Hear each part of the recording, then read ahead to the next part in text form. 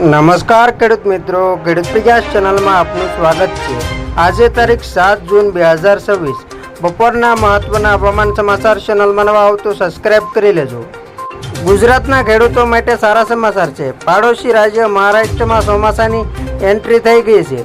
દક્ષિણ મહારાષ્ટ્રમાં ચોમાસું સારી રીતે બેસી ગયું છે, જેનાથી કેરળ, કર્ણાટક અને હવે મહારાષ્ટ્રના ખેડૂતો ખુશખુશાલ થઈ ગયા છે। હાલમાં ચોમાસું ગુજરાતથી અંદાજે 400 કિમીના અંતરે છે।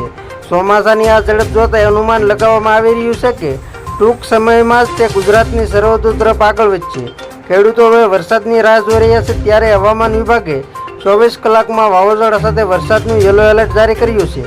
આ સાથે જ હવામાન વિભાગના જણાવ્યા અનુસાર ભલે વરસાદી ઝાપટા પડે, પરંતુ રાજ્યના મહત્તમ તાપમાનમાં કોઈ મોટો ઘટાડો નોંધાશે નહીં। ગરમીથી થોડી રાહત મળશે। 15 જૂનની આસપાસ ગુજરાતમાં સત્તાવાર ચોમાસાનું આગમન થશે।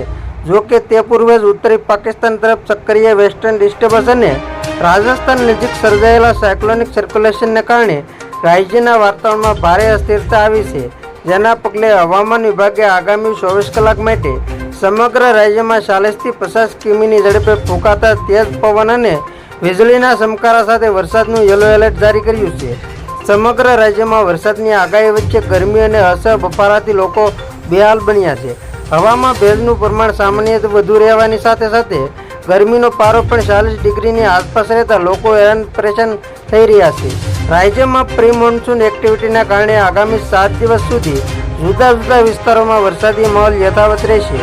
હવામાન વિભાગની આગાહી અનુસાર આગામી 24 કલાકમાં રાજ્યભરમાં વાવાઝોડા જેવો માહોલ સર્જાવાની આશંકા છે। ઉત્તર, મધ્ય અને દક્ષિણ ગુજરાત સહિત સૌરાષ્ટ્રના અનેક જિલ્લાઓમાં ધૂળની ડમરીઓ અને ગાજવી સાથે વરસાદ તૂટી પડી શકે છે, જ્યારે બનાસકાંઠા, પાટણ, મહેસાણા, સાબરકાંઠા, ગાંધીનગર, અરવલ્લી, ખેડા, અમદાવાદ, આણંદ, પંચમહાલ, દાહોદ અને મહીસાગર જિલ્લામાં 40થી 50 કિલોમીટરની ઝડપે પવન ફૂંકાશે અને વીજળીના ચમકારા સાથે મધ્યમ વરસાદ પડી શકે છે। જોકે અમદાવાદ શહેરમાં આજે મહત્તમ તાપમાન 41 ડિગ્રી આસપાસ રહેતા બપોરે અસહ્ય કળામણ પણ અનુભવાશે। આ ઉપરાંત વડોદરા, છોટાઉદેપુર, નર્મદા, ભરૂચ, સુરત, ડાંગ, નવસારી, વલસાડ, તાપી તેમજ દમણ અને દાદરાનગર હવેલીમાં હળવાથી મધ્યમ વરસાદની આગાહી છે। આજે અને આવતીકાલે દક્ષિણ ગુજરાતના નર્મદા, સુરત, ડાંગ, તાપી, નવસારી, વલસાડ અને સૌરાષ્ટ્રના અમરેલી, ભાવનગર, ગીર સોમનાથમાં હળવો વરસાદ રહેશે। 8 જૂનથી વરસાદનું જોર ઘટશે અને માત્ર ડાંગ, તાપી, નવસારી, વલસાડ, અમરેલી અને ભાવનગર પૂરતો જ વરસાદ સીમિત રહેશે। બાકીના ગુજરાતમાં હવામાન શુષ્ક થઈ જશે। 9 જૂને પણ દક્ષિણ ગુજરાતના દરિયાકાંઠાના જિલ્લાઓ અને સૌરાષ્ટ્રના અમરેલી, ભાવનગરમાં છૂટાછવાયા ઝાપટા પડશે, જ્યારે 10 જૂનથી વરસાદી પ્રવૃત્તિનો વ્યાપ ફરી થોડોક વધશે। આ દિવસે છોટાઉદેપુર, નર્મદા, ભરૂચ સહિત સમગ્ર દક્ષિણ ગુજરાતમાં ગાજવી સાથે વરસાદી માહોલ જોવા મળશે। 11 જૂનના રોજ પ્રી મોન્સૂન એક્ટિવિટી વધુ સક્રિય બનશે। ઉત્તર ગુજરાતના પંચમહાલ અને દાહોદ જિલ્લામાં ફરીથી વરસાદની એન્ટ્રી થશે।